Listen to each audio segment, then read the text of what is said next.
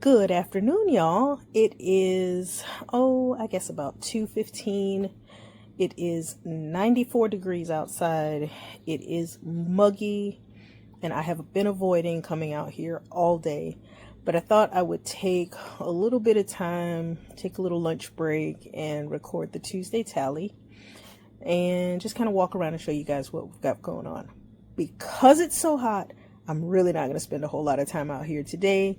I don't know that there's very much going on that you guys have not seen. I did go ahead and plant some more of the sweet potatoes to replace the ones that died in the greenhouse. We'll check on those.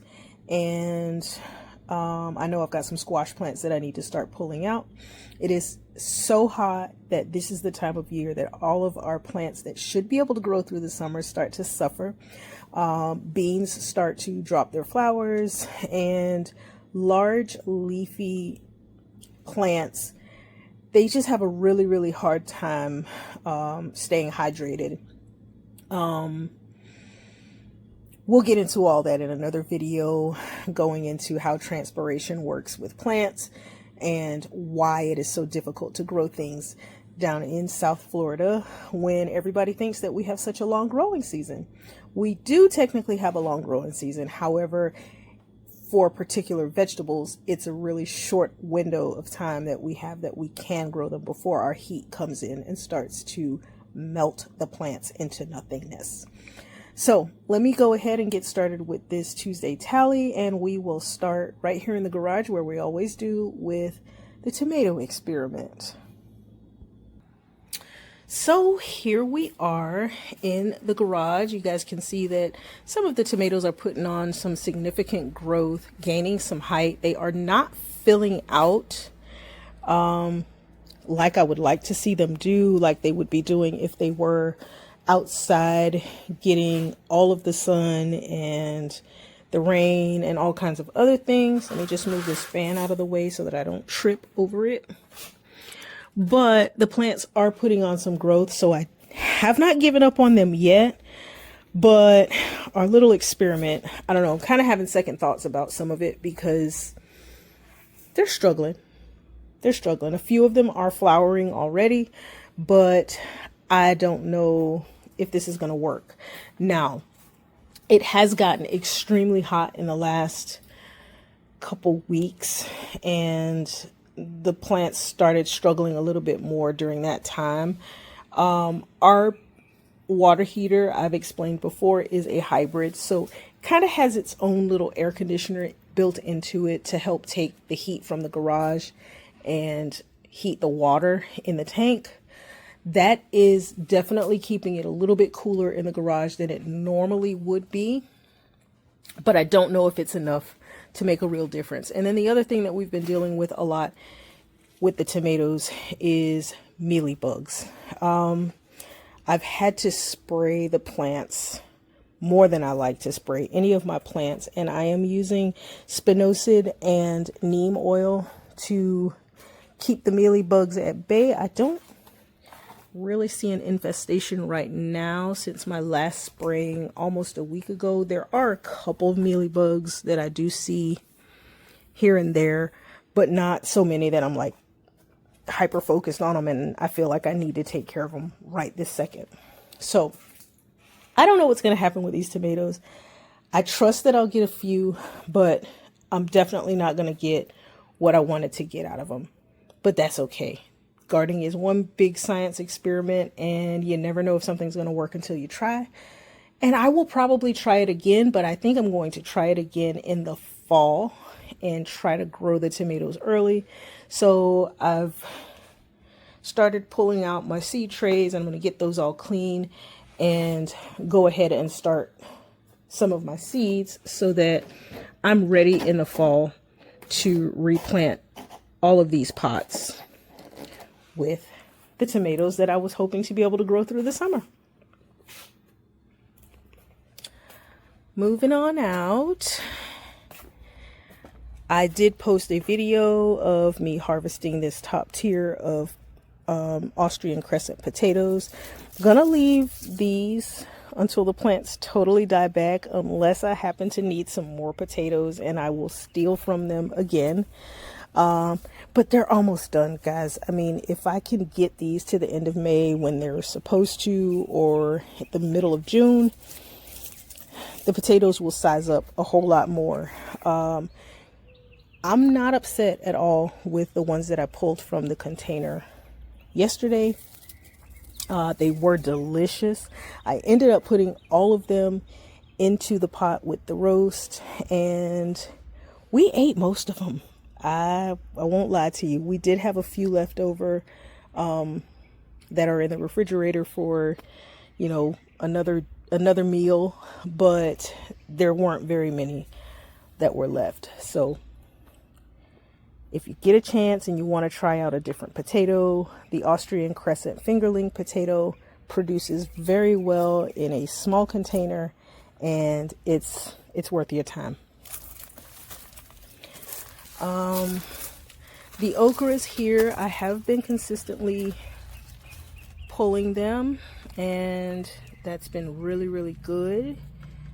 Don't have anything really right now that I need to take off, but I do have a couple that are forming up top. Got a couple flowers coming, and then I've got one where the flowers already dropped and the okra is growing. Got another okra growing down here as well. I don't know if I can get it to focus. Can you focus? There he is.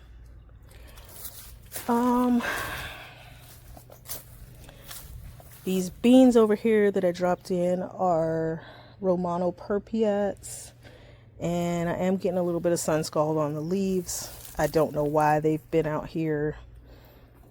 I don't know. I'm not going to worry myself about it. It's just so hot. And then the squashes over here, you can see, have been watered today, but they are still wilting. Not going to water them again. I'm going to just let them get through the heat of the day, and they'll get watered again this evening.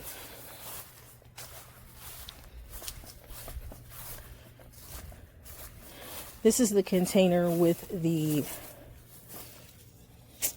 Purple Majesty potatoes. We did harvest a couple of these out of here. We did not dump a tier. We just kind of pulled the ones that were at the surface from a few of the pockets, and they were very, very good. So much so that I would say that potato is comparable to any red skin potato in flavor. You know, not too nutty, but nice and tender. It's not a creamy potato, but very tasty, very tasty.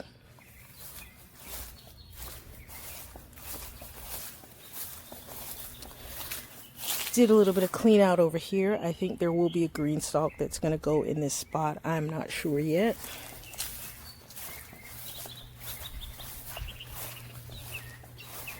It is super hot, super hot. The few brassicas that we do still have in here are starting to suffer because it has gotten ridiculously hot. I am keeping the screen on that green stalk just so that those plants don't completely burn. I'm just not sure how long I'm going to be able to keep them going in there. Kales and collards tend to do pretty good for us to get through the summer, but they are still cool season. Sorry, bunny. I'm sorry. They are still cool season plants, and they don't really want to be out here in this heat. I got a teeny tiny little strawberry that I just pulled off, and I'm going to just go ahead and enjoy it. Because why not? I can't turn it.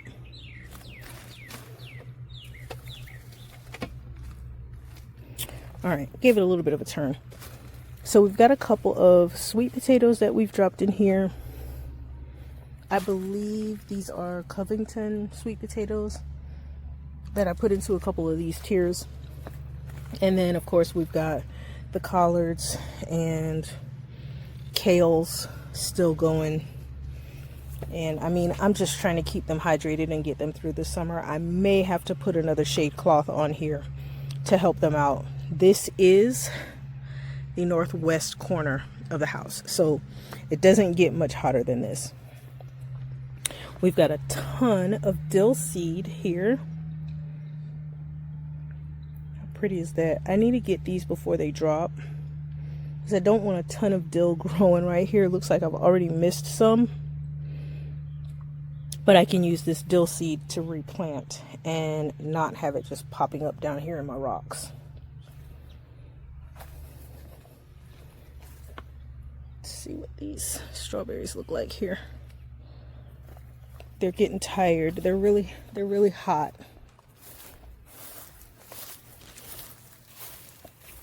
See a little bird hopping around over here. I don't know what it's stealing. The tomatoes here have not started to ripen. Well, they are starting to ripen. You can see how they have a little bit of color difference at the shoulders, and then at the bottom they are starting to ripen.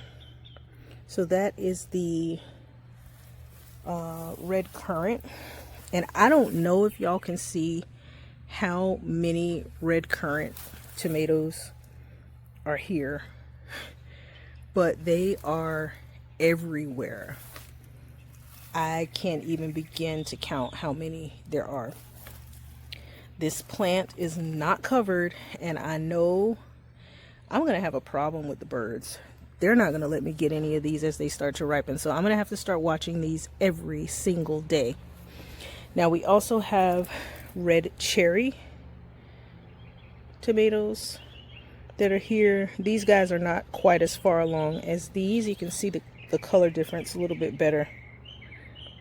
If I can get my camera to focus, you see how there's like a very clear difference in the shoulders being much darker than the bottom of the fruit. That gets more defined as they're ripening. So it's how you can kind of monitor your tomatoes to see how they're coming along. If you look at these ones down here in the back, those are going to start to ripen before any of these ones up top are ripening. But we're going to get them and we're going to enjoy them. We have really been enjoying the red cherry tomatoes on the other plant, and that plant is really like at the edge of its life. I don't know how much longer it's going to hang on. The cucamelon, I did a pretty nice harvest of the cucamelon the other day, but we do still have a few fruits that are forming on here. And we all like them very much. The reviews on this particular cucumber were mixed, with a lot of people saying they're not worth growing. You know, they don't taste really good. I disagree. I think they taste great, and they have a lot of flavor. The downside is you need a lot of them to get your fill of cucumbers. So it's not like you just get a slicer and take 3 or 4 slices and throw them into your salad. You're going to want, you know, probably about 8 to 10 of these in your salad if you are a cucumber in salad person. I personally don't like cucumbers in salad. I like to snack on them. And that is one reason that I think these are really great, because while I'm out here working, if I want a little snack, I will reach for strawberries or tomatoes, and now the cucamelon, because they're just easy to snack on.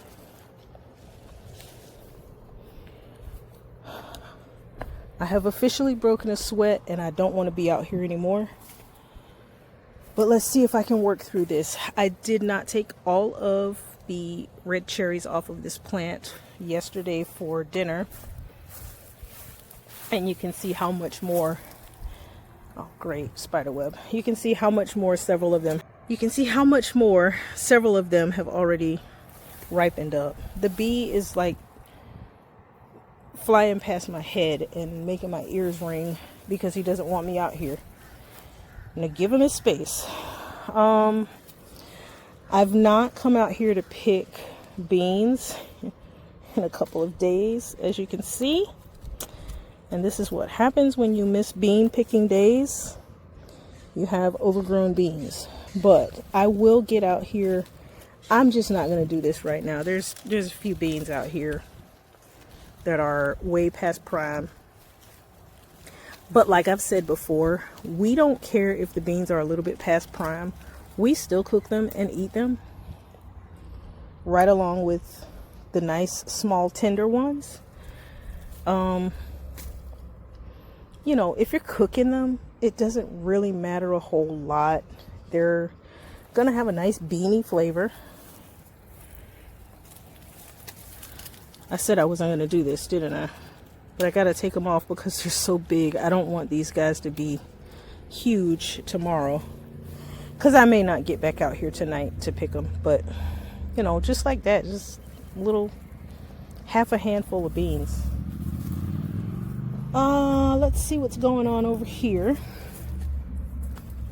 I haven't checked this one. There's always monster beans on here. This is the Helda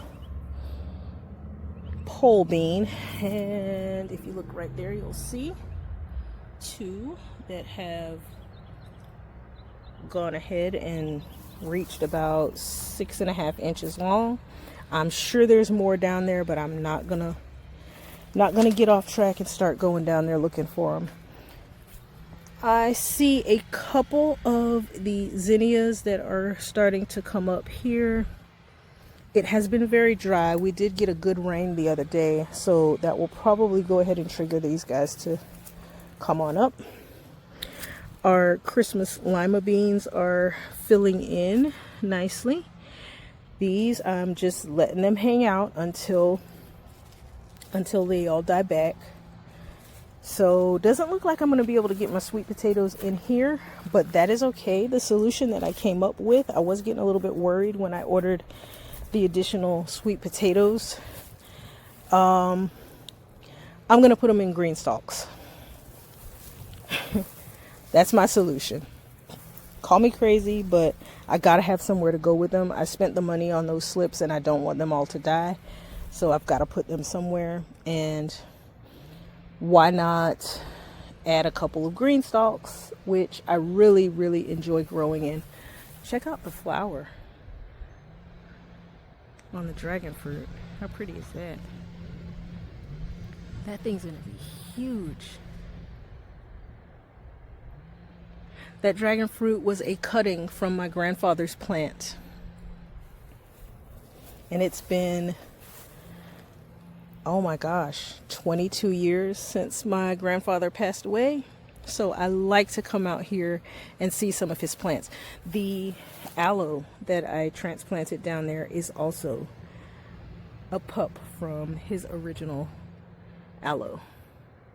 I'd love to get a piece of his sugarcane and get it planted out here, but I have absolutely no idea where I would put it, where it wouldn't be too big and just take over.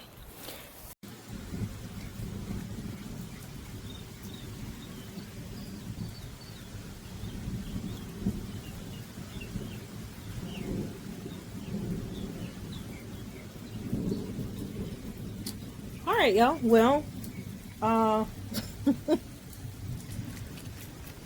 it was so hot that my phone overheated and told me it was not going to record any more video footage. So the 18 minutes that I've gotten is all we have for the Tuesday tally today.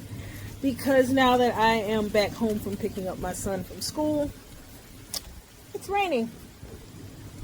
We need the rain. It is extremely dry. All of our canals are basically just walking paths for the deer right now, with very little, if any, water in them. So I am grateful for this rain. We need a lot more of it. We are not quite into our rainy season yet, so we do need this. I guess I'll have to do some kind of update video this week to let you guys know what's going on with the sweet potatoes in the greenhouse, and maybe I'll have a video for you as I plant some more sweet potatoes in the new green stalks that are going to be here probably later on this evening or tomorrow. Until then, guys, thanks so much for hanging out with me, and I will see you soon. Bye!